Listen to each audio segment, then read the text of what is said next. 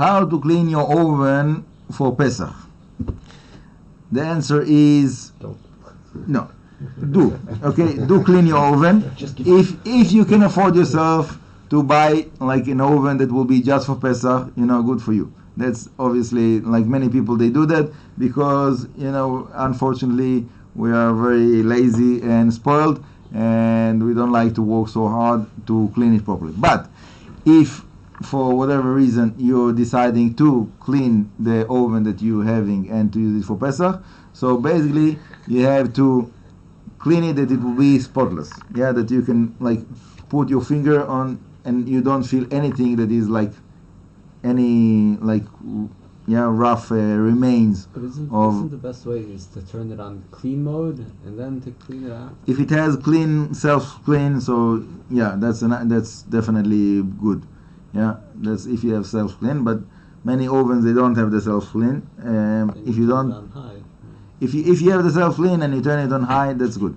If you don't have the self-clean, so first you clean it as much as you can, and then after you did it, that it will be spotless, and you took everything, and like when I'm talking about spotless, I'm talking even when you have a screw. So if you have some grease like around the screw, so even that you have to rub it and get rid of that whatever. Yeah, really spotless.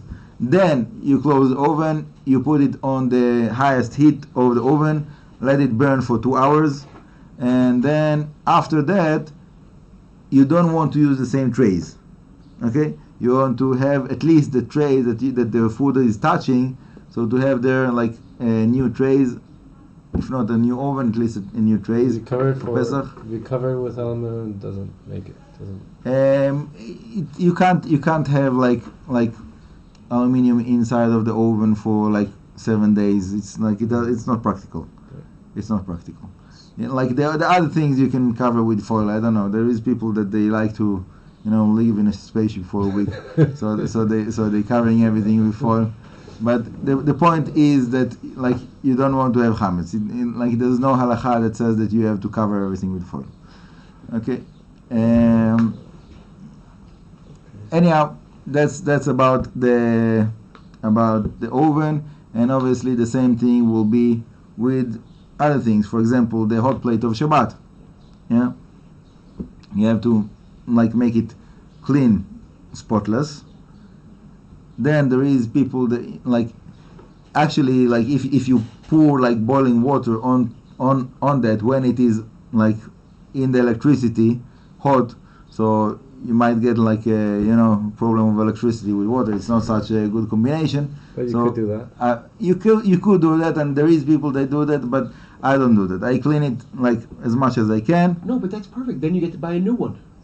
Okay, if you buy a new one, that's the best. But if you don't buy a new one, you can clean it that it will be spotless, and then cover it with 2 layers of foil. For the hot plate, it does work.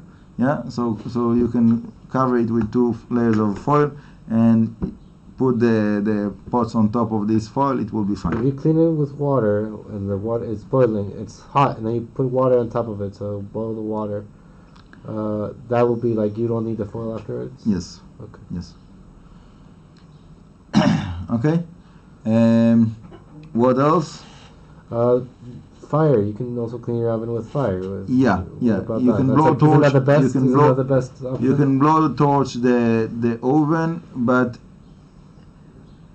I know about people that they were like doing blowtorch inside of the oven, and then the oven didn't work afterwards. Yeah, because they were burning like some wire there that was like going in the back, whatever. Like it's not. I cannot recommend it. That if it's an electric oven. Yeah, the ovens that have like parts that you can take out, so that you can take out those parts and blowtorch them outside of the oven, also outside of the house, preferably.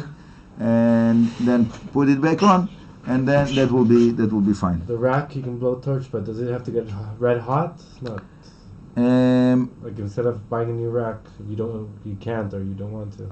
The rack, if the rack was used for like that, you're putting like food on the rack itself, so then you have to blowtorch it that it will be hot, like that it will be red.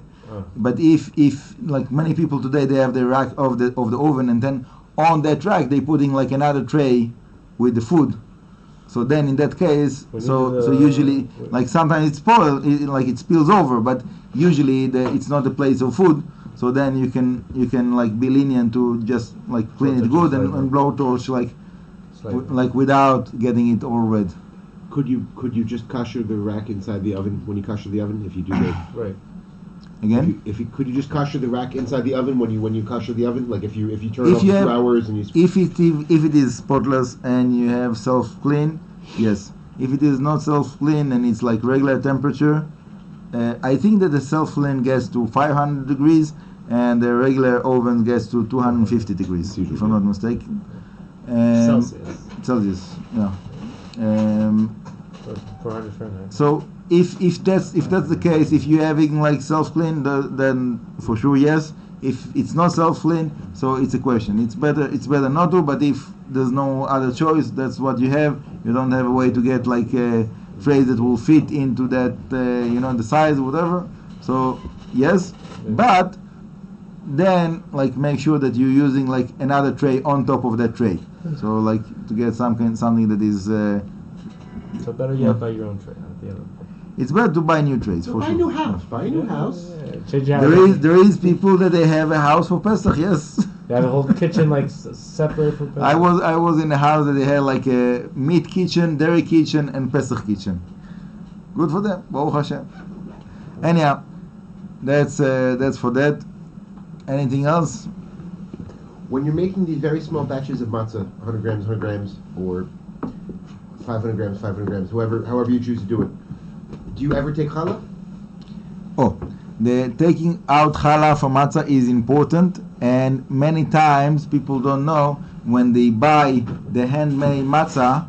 So many times it says on the box that challah was not taken. Yeah. Why? Because the halacha says that when you knead the dough, it has to be less than the amount that you're taking out challah from. So if they didn't join it together, they cannot take challah, right? So then when you buy it, you bought challah that was not that you bought like matzah that was the challah was not taken. So the way to do it is to put like the amount that is required to take out challah from. So that's a whole argument of how much is it. But let's say that we're going with the like lenient opinion, so it's like a kilo and 200 grams. You can already take challah from. So have that amount of matzot and cover that as one thing, with a sheet of a bed or something like that, a big towel, whatever.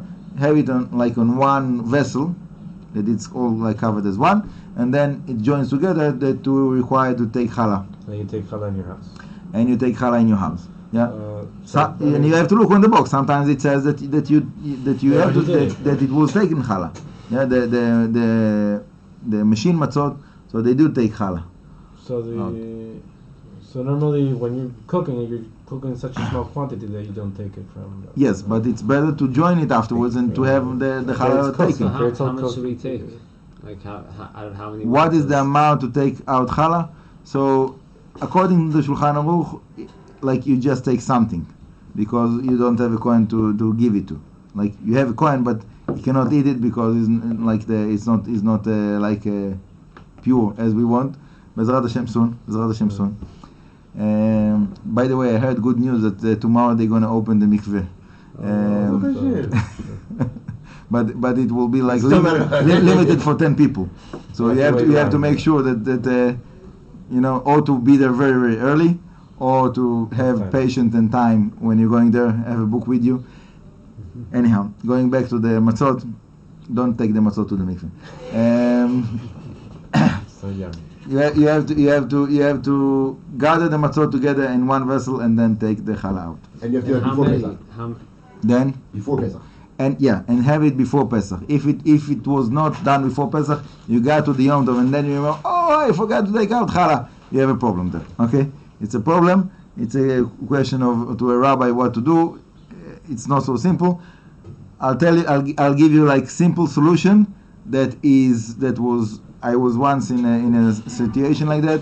and they ask Rabbi Nevensal, Rabbi Avigdor Nevensal, which is the Ashkenazi rabbi of the old city, and he said, take a boy or a girl that is almost bar mitzvah, almost bat mitzvah, but not there yet, and have them to do the Afrashat Chala. Okay, in Yom Tov or in Shabbat, and then the Afrashat Chala applies, and it's not they are not obligated in the bar mitzvah bat mitzvah yet. So in that way, you can rely on that and you can eat it. Like, and that's like obviously a very, very like emergency case. That's not what you want to have. They basically made a melacha.